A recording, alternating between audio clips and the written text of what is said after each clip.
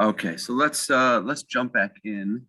Last week we were on a different topic, so today we're going to go back to the path of the just, and we're on page 28. And just a quick recap of what we were saying last week or 2 weeks ago is, turn this light on. Okay, quick recap from 2 weeks ago was that we were talking, the Ramchal, Rabbi Moshe Chaim Luzzatto, the author of this incredible book, was talking about the fact that we should consider ourselves, we should view ourselves as always being in a constant state of war. That life, the analogy that he was using was that life is a war, life is a battle, and that everything is a test. Everything is a test, everything is a challenge, everything in life is a battle, no matter what it is, whether it's suffering or it's tranquility, whether it's wealth or whether it's poverty. Everything is a test, everything is a part of this war called life. And we have to all we can do is just keep fighting. All we can do in this battle is just keep fighting the war. So we're going to pick up on page 28, where he says, he summarizes that and he says, so that in fact, where are we? So that it is a fact that the battle to avoid temptation comes upon him in front of him and from behind. Okay, the Hebrew is better here. That the battle, this fight, this war of life is panim ve'achor. It's in front of him and it's behind him. It's a constant battle. Everywhere you turn, everything in life is a battle and it's a fight. Now, here's my question for you. And you can answer this or you can think about it as we go on. But remember, we have this tradition from the Vilna Gaon that there are no extra words whatsoever in this book. So if there are no extra words in this book, then what does the term? Come on in. No, they haven't finished davening. Yeah, good to see you. Yeah, front row. Okay, so we just started, literally just started, and we're on page 28. So the question is, if this battle is in front of us and behind us, what is the Ramchal, what is Rabbi Moshe Chaim Luzzatto trying to use? What's the analogy that he's trying to use? The reference that this war of life, this war that we're constantly fighting is in front of us and behind us. What could that mean? What may he be referencing or referring to with those words in front of us and behind us? So I can share with you what I was thinking right here in my notes. There's two ideas that I thought about over here. It may be that before us and behind us is a reference to the before us might be a reference to the future. What's ahead of us?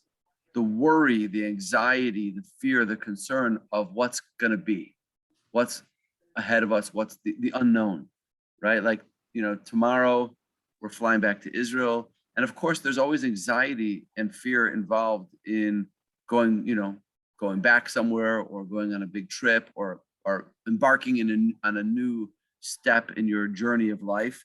So panim in front of us may refer to what's in the future, what lies ahead. And achor behind us would then obviously be, if this is what he means, it would be a reference to the past. Okay, so maybe what he's saying over here is that I once had a friend who said this. He said, there's two things you should never worry about.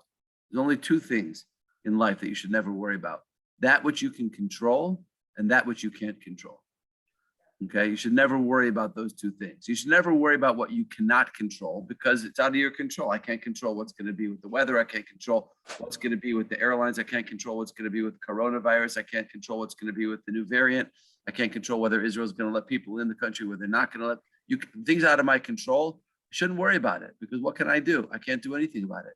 And things that are in my control, how I'm going to react to things, what I'm going to do, what effort I'm going to make, I shouldn't worry about that either because I should just do it. Whatever I need to do, I should do. Things that I can control, I should control. Things that I can't control, I shouldn't worry about them. So there's, we spend a lot of time worrying about the future and the past. Worrying about the future. Here's the question that the Ramchal is asking us over here, or asking us to think about for ourselves. How do we approach the future? How do we look at the future? Do we look at the future with fear and worry and dread? What's going to be? How am I going to do whatever I need to do? How am I going to send my kids to college? How am I going to earn enough money to retire? What's going to be with my health? How am I going to, how's my health going to be moving forward as I get older? Do we let the future fill us with fear and dread and anxiety? Does it paralyze us as we worry and as we think too much about the future? That's what the Ramchal means. Or on the flip side of that, do we have what we call bitachon, trust in Hashem, a confidence that, Hashem is running the world. He's got a plan. There's a vision. We may not know what it is, but that doesn't matter. And Hashem is running the world, and it's going to be good. Whatever it is, it's going to be good. So that's the future. That's panim. That's worrying the battles in front of us. How do we approach the future? How can we overcome the temptation and the tendency to worry about what's going to be in the future? And then achor, meaning the past, looking backwards. So obviously there's a lot of paralysis that can come with getting stuck in the past, right? Are we paralyzed? Are we crippled by the trauma of our past, by the difficulties that we've gone through? Are we trapped in that cycle of I should have, I could have, I wish I had, if only I had, all those things that we think about that we get stuck in? We all do this, right? We all get stuck in thinking about the past. If only I had just done this, then something would have been different, and this would have happened, and this, So that is that's the past. Are we stuck in this prison of our own limiting beliefs? Good morning, Steve. Do we get stuck in allowing what people have told us about ourselves to limit what we believe that we can do, that we can achieve, and that we can accomplish, right? Too many people told me too many times, I'm not this enough, I'm not that enough, you're not smart enough, you're not tall enough, you're not interesting enough, you're not whatever. And eventually we come to believe those things about ourselves. Do we get stuck in that place of the past? Do we fall victim to this illusion, this total trick of the Yetzer Hara, which tells us, come on, that's who you are. You're just a X kind of person. You're an angry person. You're a jealous person. You're a petty person. You're a person who is, filled with physical temptations and drives. That's just who I am. That's how Hashem made me. That's my DNA. I get it from my parents. It's in my family. Do we fall for that illusion of that's who I am?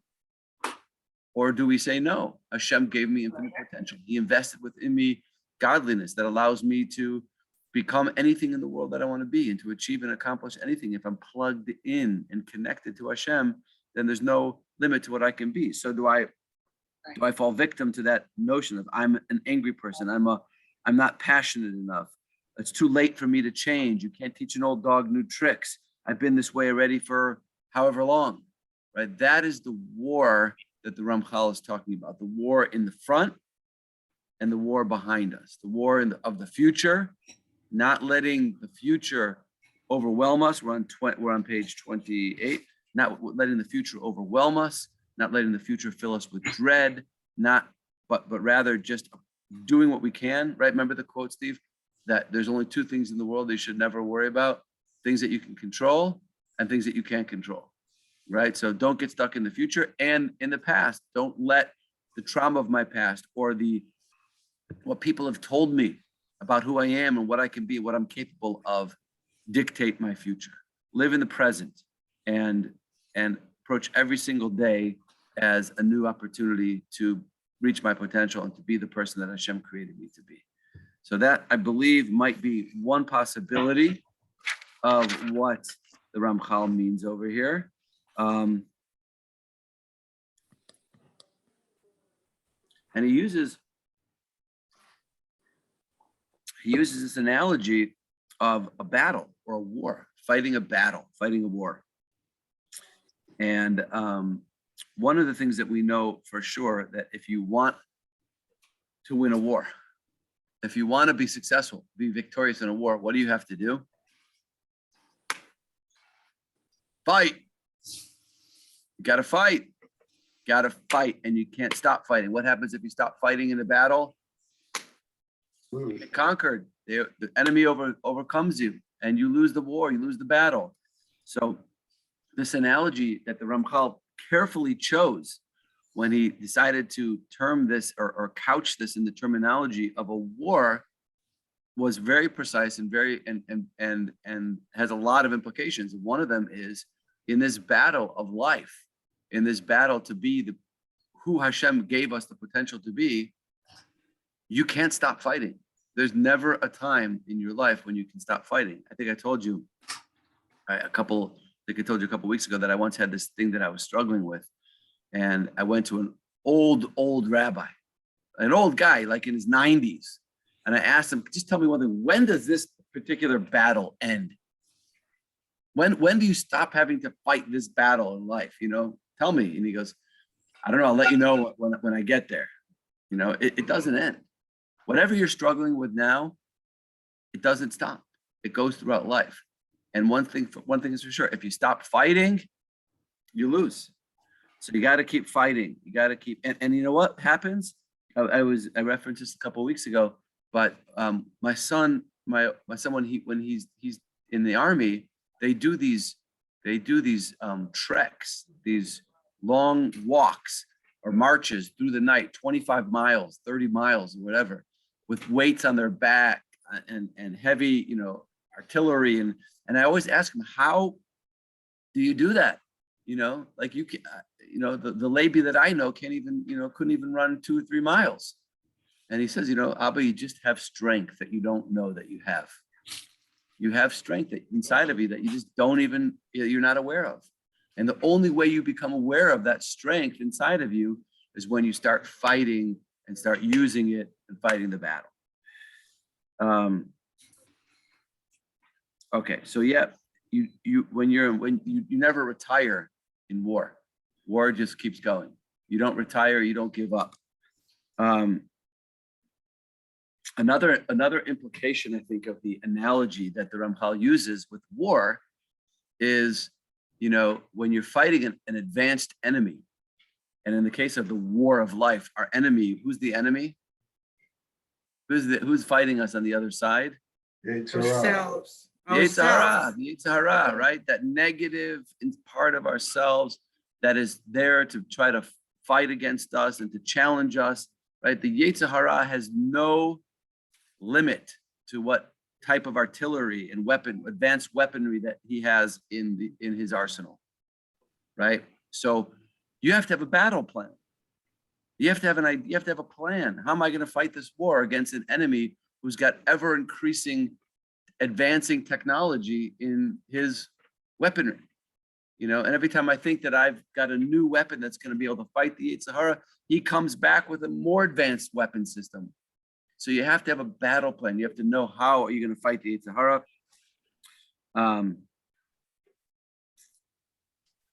Yeah. Oh, and I also wrote over here that, in war, did you have a question? Oh, okay. In war, there are times in war when you have to stop and rest. You can't fight 24/7. At least no one soldier can fight 24/7. The army knows that they have to either rotate their soldiers or they have to go back to the base and retreat and wait and rearm and get ready and take a breath and get more energy and eat and refuel and all these things. So in the war with the Yetzer Hara also, there are times when you need to take a rest. There are times when you need to, whatever it might be to go on a vacation or to spend some quiet time or spend some downtime. But the purpose of all these moments in life are to recharge and to refuel, to be able to go back and to fight. So, does Judaism believe in going on vacation? What do you think? Yes. Yes, absolutely. By the way, you're supposed to take your rabbi with you if you're going to Hawaii anywhere, warm or something like that. But of course, we believe in vacations. But what's the purpose of your vacation? Is the purpose of your vacation to refuel and to re-energize yourself so that you can go back out onto the battlefield and keep fighting the next battle in the war? If that's the purpose of your vacation, then it's amazing. That's beautiful. That's exactly what it's for. Okay, so that is one explanation of what the Ramchal means over here when he says that the battle is panim va'achor. There's one other possible explanation. We're on the top of page 28. And that is that maybe some of the commentaries explain maybe what the Ramchal is alluding to over here or hinting to when he says that the war that you fight is in front of you and behind you is, when you're fighting, what's the difference between fighting an enemy who's in front of you versus fighting an enemy who's behind you? The enemy you can see, right? That's why in war, you want to try to get a sneak attack. You want to come from behind.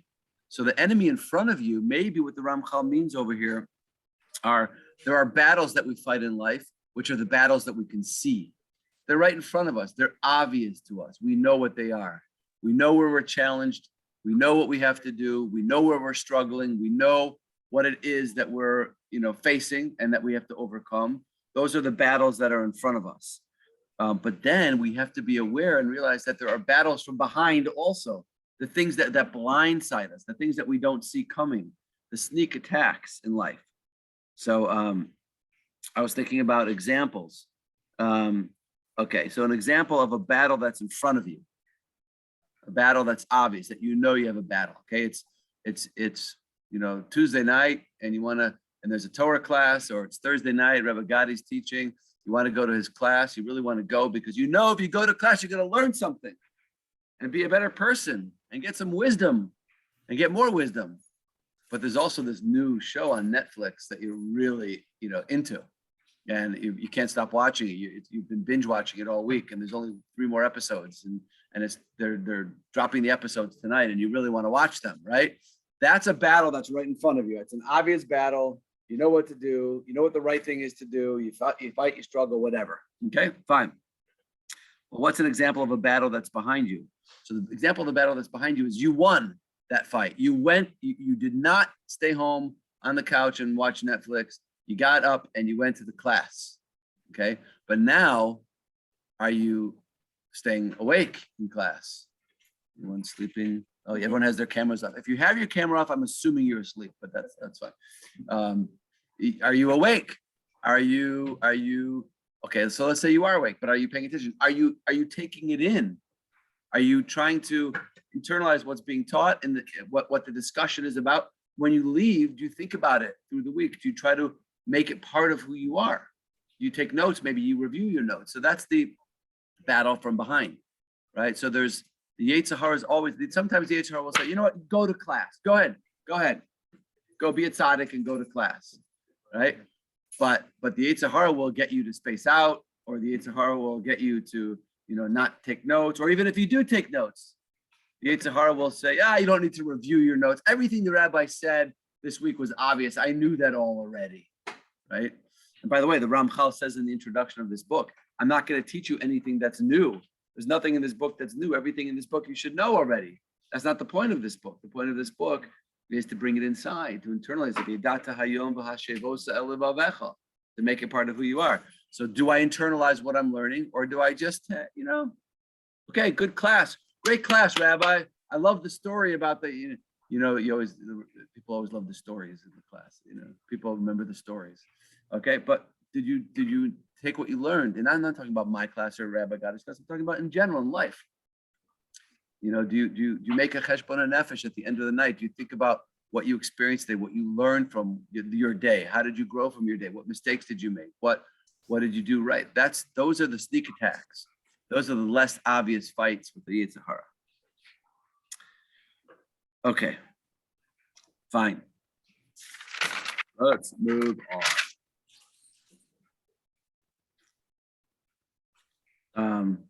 So Rabbi, you're saying that we always have this fight? I mean, we're never like at a good moment where there are no fights for the past or the future?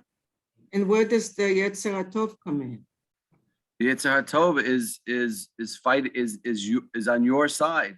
The Yetzer HaTov is your army fighting against the Yetzer Hara, right? You have to utilize it and work your Yetzer HaTov to fight against your Yetzer Hara. It's all inside of you. It's all you. It's all part of you, right? But we don't want the war to stop inside of us, because as soon as the war stops, that means we don't have the potential to grow anymore.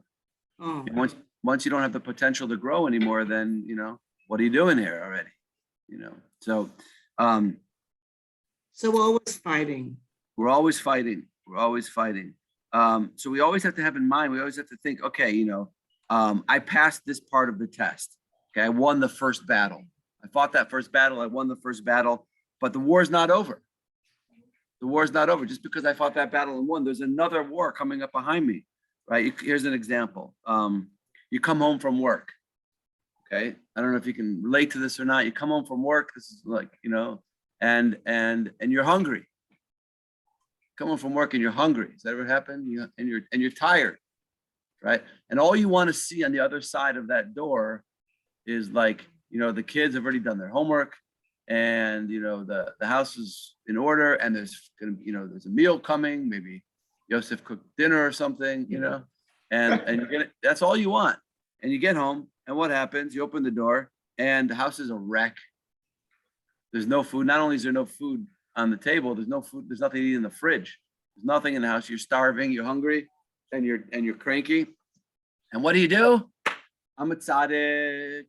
Hey, everybody, how's your day? And let's go. Come on, we'll do this together. We'll make dinner. Well, come on, I'll run to the show. I'll run to the market. I'll pick up what we need.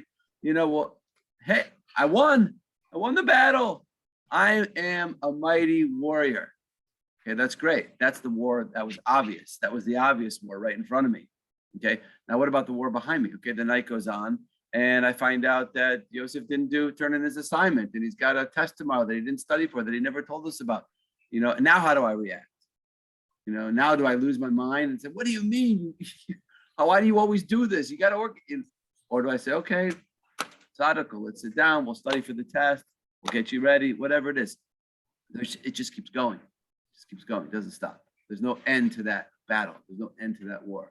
And as soon as you think you won the battle, you have to be ready and realize that the next fight, the next level of the battle is right around the corner. Why are you smiling, Steve? Your dad was curious what his work was. We'll explain to him later. Melissa, your husband is sitting here smiling with a knowing smile on his face, as if he's fought some of these battles before. He has fought some of these battles. Confirmation. Okay. Yes. Yes, sir. I don't know if I'm the only one, but there are people that I know that are very good people who seem to naturally usually do the right thing, but they're pretty passive. They don't like to get into it with people, and I just have a hard time imagining them waking up and said, okay, it's on. It's like, it's a beautiful day. They kiss their children, everybody's happy, the vast majority of the time. How about if the people that are constitutionally not inclined to warfare? Yeah, but you know what? They have their battles too. Sometimes it's not obvious. Some people, they have obvious. Their battles are obvious to everybody. A person who struggles with anger, or a person who's whatever, obsessed with power, obsessed with money. Those might be obvious to everybody. But I promise you, if you're walking this earth, if you wake up in the morning and you're walking on this earth, you're fighting a battle somewhere. It might not be obvious. It may not be that clear. So I just find that so exhausting. It's totally exhausting. I just feel like, really, like even when I retire, am I still going to be fighting? Right, right. It's, like, daunting. It's daunting and it's exhausting, but I have some good news coming up. But it's true. I mean, it says by Jacob, that that the whole story of Yosef, it starts off with Yeshiv Yaakov. Yaakov, Rashi explains, Bikesh Yaakov Leshev B'Shalva. Yaakov said, you know what? I've been through a lot. I've been through a lot already, a whole thing with my brother and then my thing with my daughter. And, I'm done. Like I must be able to retire now. BK Shakam Leisha B'Shalva. Give me a little tranquility. Give me a little rest. Give me a little break in life. And Kovtzalav Rogzel Shal Yosef. Immediately, the Joseph story jumped upon him. And Rashi says that tzaddikim, which means all of us, people that are interested in growing, people that are interested in maximizing what Hashem put us on this world to be, tzaddikim you don't get a break. You don't get a rest in this world. You'll have, I had a Rabbi who used to tell me, when I used to fall asleep in shir, he'd pound on the table, he'd say, Began, wake up. There's plenty of time to sleep in Olam Haba. There's plenty of time to sleep in the next world. Right now, wake up. And that's true. That's true. So while you're here, you got to keep fighting. And, you can take breaks. You can take a break. You can recharge. You can refuel. You have to. But if you stop fighting, then, you can retire from work. You can't retire from life. So it is exhausting, but that's what we're here for. We're here to toil. We're here to toil in life. We're here to toil to improve ourselves. We're here to toil to improve our relationships. We're here to toil to make the world better. And it's exhausting. It's exhausting. Rabbi Gadi, how many hours did you sleep last night? He said, I didn't sleep so many hours last night. Right? When Rabbi Gadi gets on a plane, takes the red-eye flight back from the West Coast so that he could be here in the morning he doesn't have to do, well, he does if he wants to keep his job, but he could get on, he could take it, he could take the 10 o'clock a.m. flight. He could get a good night's sleep. Someone's paying for his hotel in Denver or Hawaii, whatever he is, but he doesn't. He gets on the overnight flight so he can be back here in the morning. All the way from Hawaii because he wants to keep fighting. First class. Wow. Okay. But here's the good news. First, a little more bad news and then the good news. The Ramchal concludes, if a person is valiant, if they're and he is victorious in the battle on all sides, if he fights and fights and fights and he's victorious and he doesn't give up, okay, then that person will become perfected. He'll become the perfect person who will merit to be attached to his creator. Okay, and you'll be able to leave the vestibule and go the preparation area and enter into the reception room, the world to come. That was the analogy that he was using earlier in the book, right? If you keep going and you keep fighting and you never give up and you're victorious, you'll be able to have devekus with Hashem. You'll be able to cling to Hashem. You'll be able to go into reach the purpose of life, which is to enter into the world to come and to be illuminated with the light of life and the radiance of the Shekhinah. Okay, now here's the part which I think is good news. Ukefi hashiur asher kavash es yitzro v'tavosav, to the degree that one is able to fight the Yetzer Hara, to overcome his or her taiva. It's such a hard word to translate. How do they translate taiva? His physical desires. I guess that's the best you can do.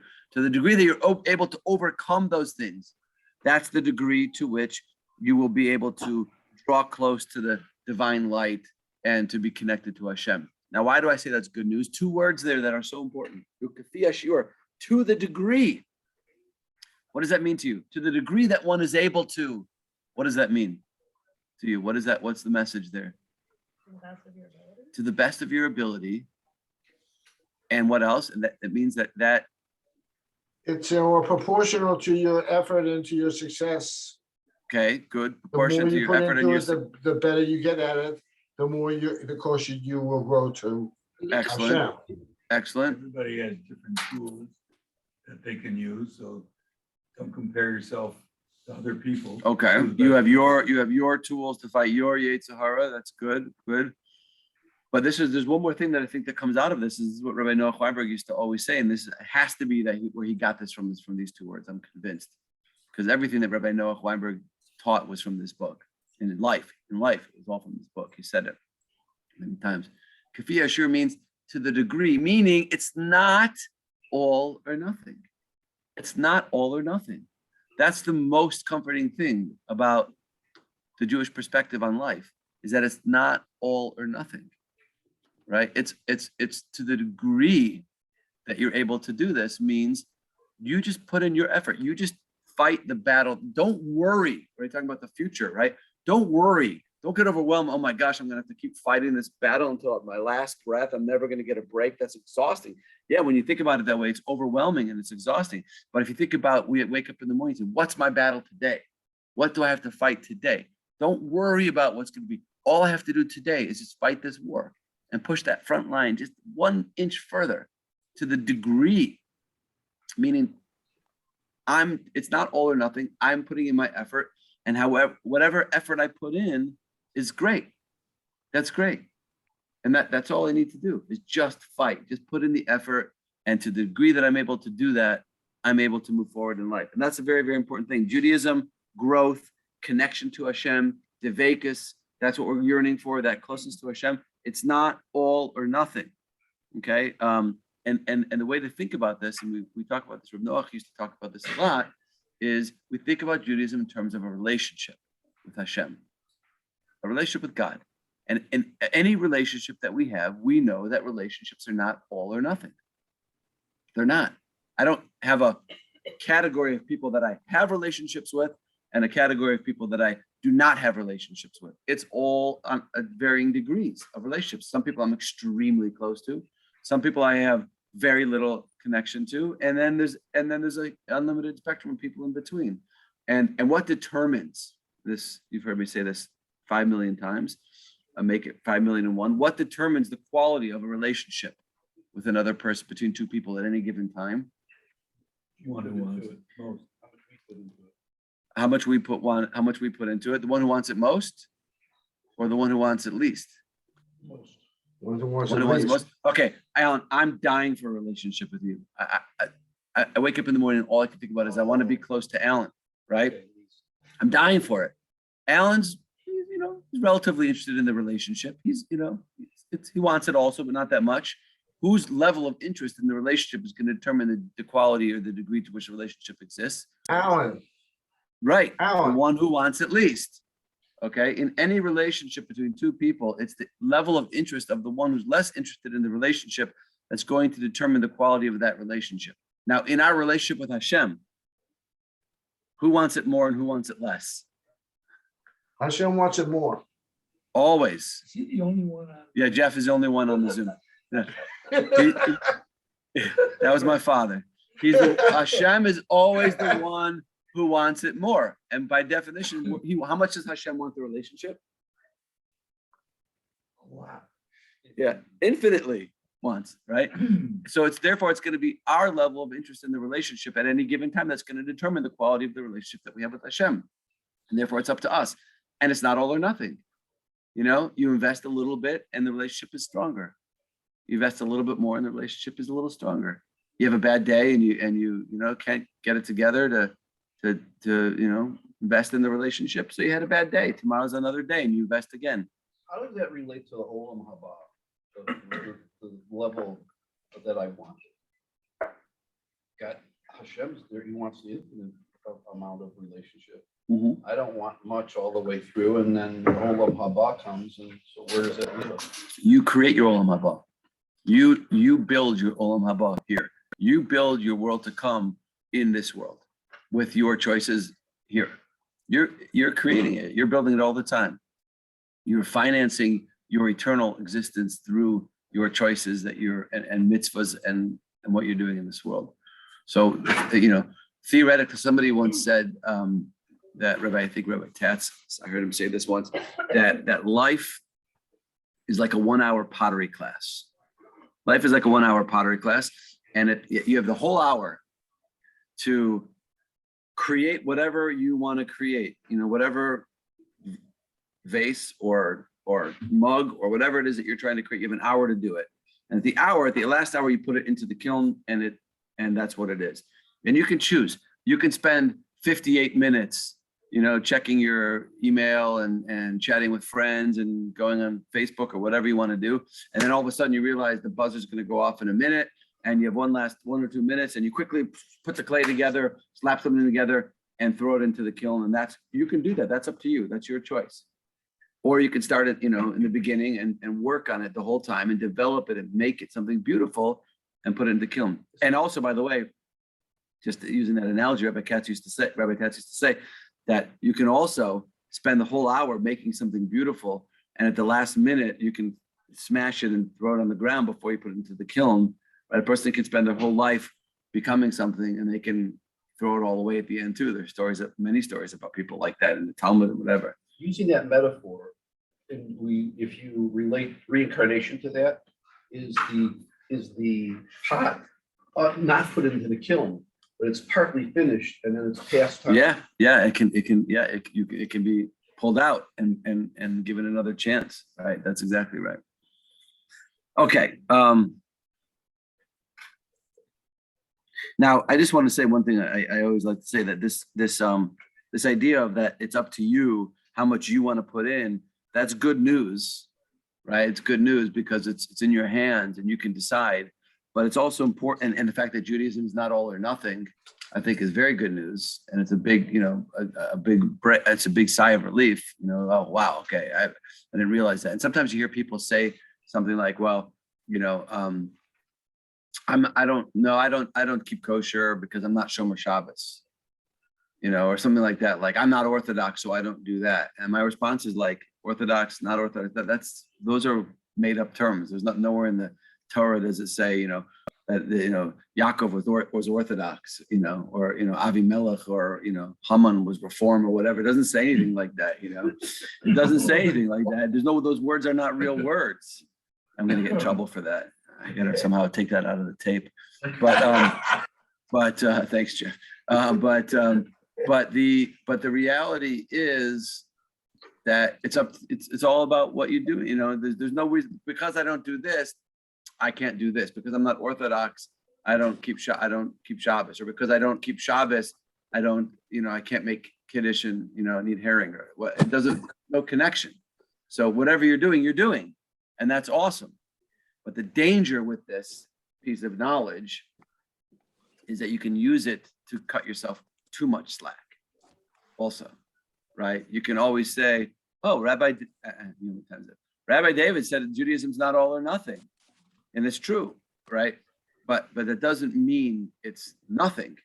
You have to be growing, but you got to be growing smart. You got to be growing where you're at, right? You don't want to take a step that's way too far ahead of you. You also don't want to take such tiny little baby steps. Rabbi, I've been coming to your class for 20 years, and I decided to start, putting on my left shoe before my right shoe in the morning. Okay, maybe you could do a little more than that. You want to keep pushing yourself. You want to keep challenging yourself to do more. And there's no such thing as getting there. He's an Orthodox guy. It doesn't work like that. You keep going. You keep moving. My friend AJ has this blog he calls "Keep Those Feet Moving." Right? Keep your feet moving. You got to keep the feet moving. You got to keep going. Okay, so don't use it as a way of as copping out. You have to constantly be pushing yourself and challenging yourself. Okay, we can we'll do one more point over here and then we'll stop. Actually, it's probably a pretty good place to stop because this is a whole new topic coming up over here. So maybe we'll stop here and take a few questions if anybody has any questions. Rabbi, I know. This is excellent because it's like you're talking to me, right? So I am working on a project here in Arizona, and I'm having a real hard time with it. So you're saying, I'm working with a stand with us. So you're saying, and we did it with you, which was excellent, right? It was. So I am going through this where I keep thinking, oh, maybe I should quit because I'm having this and this issues. So what you're saying, I should just keep moving and try and fight the Yetzer Hara. Is that what you're saying? Yes, that's exactly right. We don't give up. We don't quit. We don't give up. We keep fighting, and but that's like a normal process because it's like I'm having an issue with two of the women working with me, but it's just normal. I mean, that's life. That's life, right? That's life. Life has those challenges. Think about how you want to approach it. Think about the best way to, to deal with that challenge. And don't let it stop you from doing what you know is the right thing to do. Well, I've been wanting to do this for 4 years, and finally I got Russ to come, and my shul is sponsoring it, and on and on. And Wow. I know I'm very well. You can come. I'll send you a ticket. Remember, Okay, fine. want a ticket? Anyway, When is it? When is it, Hannah? it's March 27th, and Oh, is going to be there. I know she, So yeah, I'm very excited because, Rabbi Alush, I'm working with. By the way, I'm sorry I'm talking, but Rabbi Alush's son is making Aliyah and joining the army next week. ooh, wow. I know. One of his. Hashem should protect him and all Thank you. all One the of his, soldiers. one of his 10 children, and the oldest just became a rabbi. So anyway, a little side note. Beautiful. Anyway, thank you. This was like, Rabbi, you were talking to me. Thank you so I'm much. always talking to you, Hannah. Always talking. Well, there's 50 other people. I'm talking to all of them too, but you know who I'm really talking to? Most of all? Hashem. Myself. You get good answers. All Don't right, answer yourself. Okay, thank you, Rabbi. Okay, I'm muting you now, Hannah. And the Siyata. Okay. What else? Anybody else? Yeah, it's a big enemy that I've suffered with is comfort. Comfort zone. That's a big, that's the Sahara. That is right. Stay comfortable. Stay comfortable. Yeah, but it's not so bad. No, it's not so bad now. If you do it in certain parts of your life, it's healthy. Right. But if you do it in all parts, Then you don't grow. yeah. Yeah. I mean, you have a dialogue. I could be a much better tennis player, but I don't want to take all those lessons. I don't want to, or I can move up in my company, but then I'd have to travel. And you know what? Right. When I look back, my comfort zone has treated me well. So I'm okay with it, but I can see the downside of it too. Yeah, no, it's definitely that is the challenge. That is the challenge. It's How do we also easy to push your intention off a week, a month, I'll do it next year.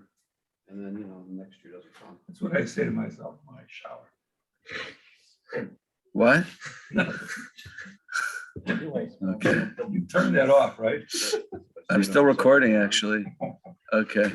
Maybe I'll stop recording now just to be safe.